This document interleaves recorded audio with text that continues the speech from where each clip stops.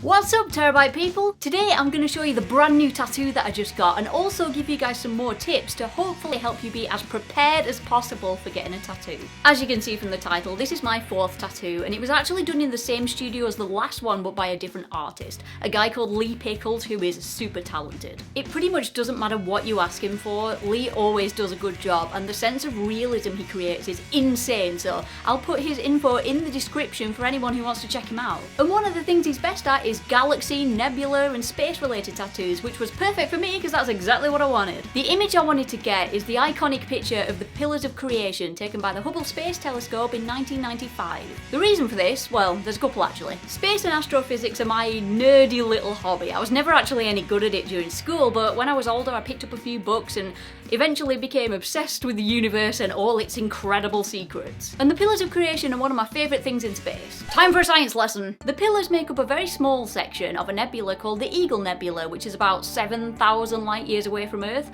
and what you're seeing in these shapes are huge clouds of dust and natural materials that have formed from the explosive deaths of old stars. But inside these huge clouds, those materials are in the process of creating brand new stars, so what you're actually looking at in these seemingly empty clouds is both death and rebirth, the future birthplace of brand new stars, hence the name Pillars of Creation. And I like the Beatles. My favourite Beatles song is Across the Universe. That picture's quite university.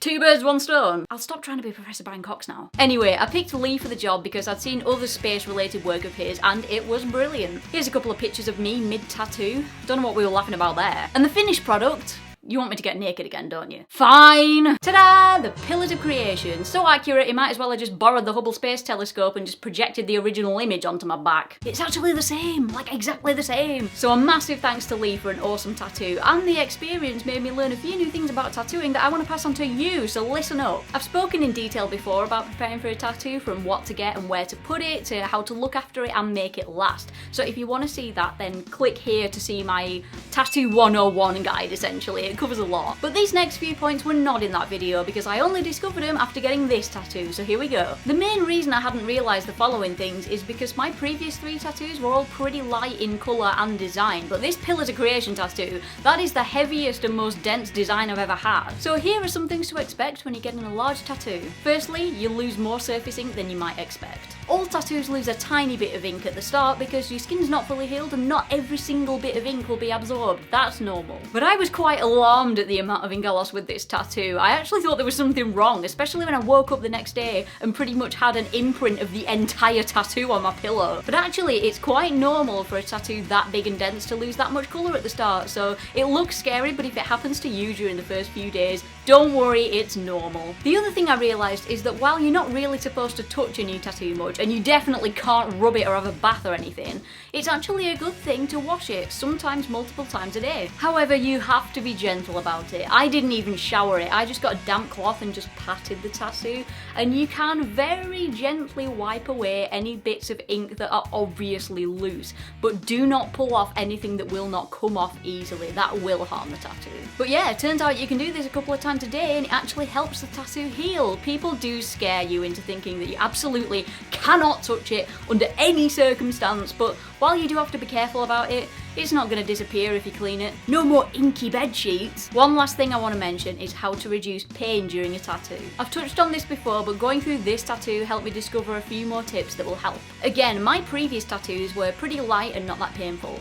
This, on the other hand, was 2.5 hours of needles pummeling my bony shoulder blade at between 50 to 3,000 times a minute. Oh mama, that was a spicy meatball. So I was basically doing everything I could to pretend that that wasn't happening, and here are some of the best techniques. Number 1, take some painkillers, but not the wrong ones. I'm pretty sure paracetamol is the only painkiller you can take during a tattoo that won't cause problems. Don't ever take things like ibuprofen or aspirin, because those drugs thin your blood, which means that you're going to bleed a lot more during the tattoo, which can not only be disruptive to the tattoo, but dangerous for your health. Paracetamol only. Number 2, breathing techniques. I've mentioned this before, but one of the biggest things that helped me was just lowering my head to keep the blood flow to it, and then just taking big breaths in and then exhaling really slowly and imagining all the tension just drifting out of my body into the floor. It keeps your heart rate normal and just helps you feel more calm. It definitely helped me. Number 3, distraction. Most tattoo artists will suggest this, but the best way to distract yourself from the pain is to bring someone with you to talk to,